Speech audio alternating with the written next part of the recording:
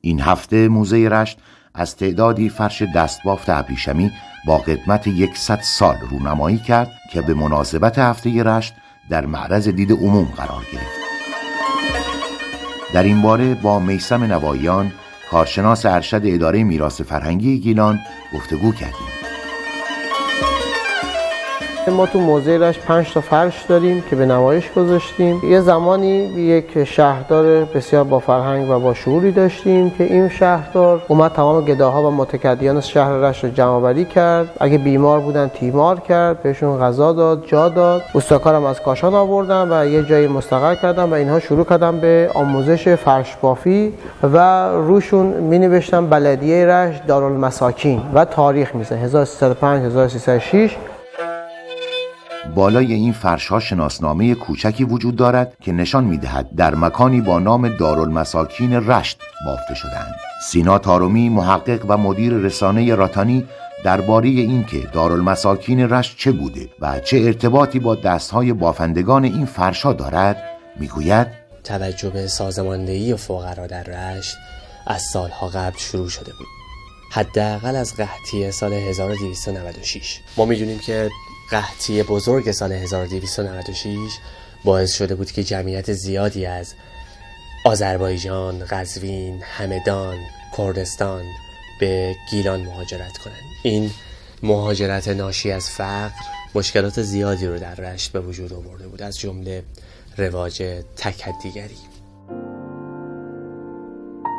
محمد علی گیلک در کتاب تاریخ انقلاب جنگل بعد از قحطی سال 1296 از وجود مؤسسه‌ای به نام خیریه نام میبره. اون معتقده که نظیر این خیریه تا اون زمان در ایران وجود نداشته و این خیریه باعث نجات جون هزاران ایرانی در برابر قحطی بوده. از زمان شکست جنبش جنگل تا مرداد سال 1305 ریاست بلدیه رشت در دست نظامی ها بوده. یعنی ما در اون بازه زمانی 4-5 ساله شهردار غیر نظامی انتخابی به اون معنا نداشتیم. شهردارا عموما نظامی و اعزامی بودن. روزنامه پرورش در 2 خرداد 1305 در مورد قالیبافی در دارالمساکین رشت خبری منتشر میکنه. یعنی در زمان ریاست محمد غفاری، آخرین شهردار نظامی رشت در اون بازه زمانی. در دارالمساکین 6 دستگاه قالیبافی دایر بوده و زنهای فقیره برای اینکه از شغل تکدی مستخلص سازند به شغل قالیبافی داخل و قریباً 6 تخته قالیچه به اتمام میرسد و 6 دستگاه دیگر هم تهیه نموده اند.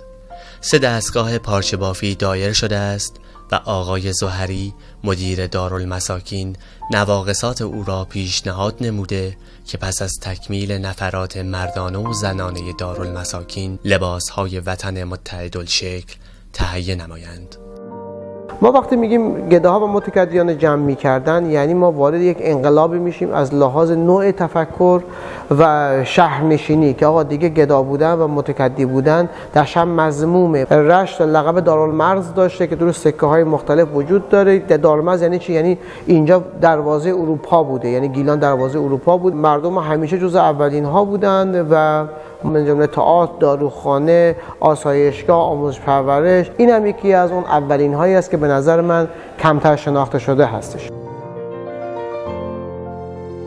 در سال 1305 از بودجه تقریباً 12300 تومانی شهرداری ماهانه 593 تومان به دارالمساکین اختصاص پیدا کرده بود که مبلغ قابل توجهی بود.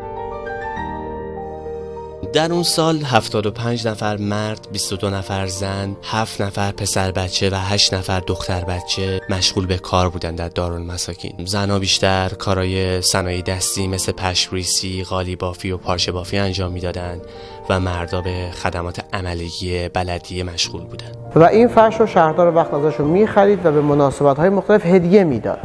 در واقع نوعی کارآفرینی برای طبقه که مشکلات معیشتی داشتن.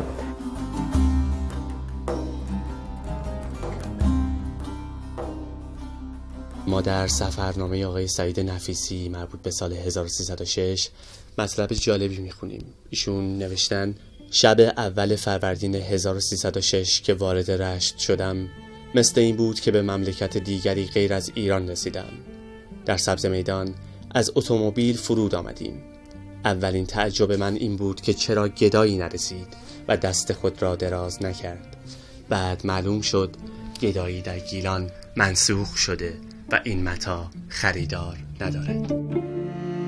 در زمانی که این فرش ها بافته شده، یعنی حدود 100 سال پیش، و زمانی که بحث استان یک بوده یا استان اول، کاشان جزئی از استان گیلان بوده و این روابط فرهنگی توشون وجود داشته. ما اینجا ابریشم داشتیم، اونها استادکار فرش داشتن، طرح داشتن و اونها اومدن آموزش دادن. ما وقتی که میایم نوع فرش ها رو میبینیم، بعد باید بیام اینو مثلا مقایسه بکنیم تنوع این طرح‌ها رو با رشیدوزی، با چادر شب، با صنایعی که دستی که امروزه از بین رفته. مثلا ما توی لاهیجان یه صنایع دستی داشتیم به نام شهربافی که امروزه مثلا فامیله شهربافی، محله شهربافان وجود داره اما خود صنایع دستی دیگه وجود نداره. مثلا ما صنایع دستی داشتیم به نام زریدوزی یا دارایی بافی. مثلا کلمه دارایی ریشه اونجوری داره، یعنی صنایع دستی داره.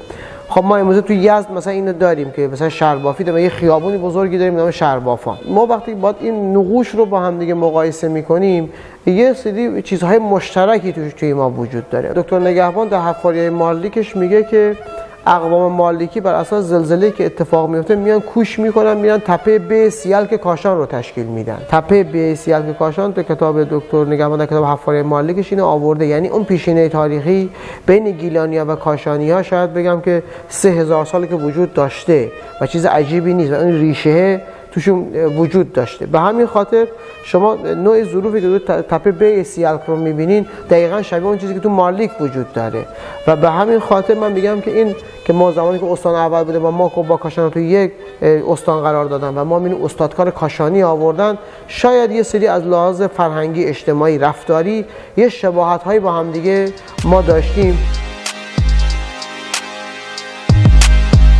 و خلاصه اینکه به بهانه نمایش این فرش‌های قدیمی در هفته رشت باید گفت اولاً بر سر انتخاب تاریخ 12 دی به مناسبت روز رشت مناقشه و اختلاف نظر جدی میان صاحب نظران وجود دارد و بهتر است با اجماع نظر در این مناسبت بازنگری صورت گیرد. دیگر اینکه متاسفانه تعمیرات موزه مردم شناسی شهر رشت به عنوان تنها موزه مرکز استان مدت هاست به اتمام نرسیده و به این دلیل از ظرفیت نمایش تمام آثار تاریخی موجود در این موزه استفاده نمی گردد، در حالی که گنجینه های انبار شده در خزانه موزه در صورت ارائه در فضای مناسب می تواند به عنوان یک پتانسیل فرهنگی پیشینه تاریخی گیلان را بیشتر معرفی کرده و به نفع گردشگری استان و شهر رشت باشد.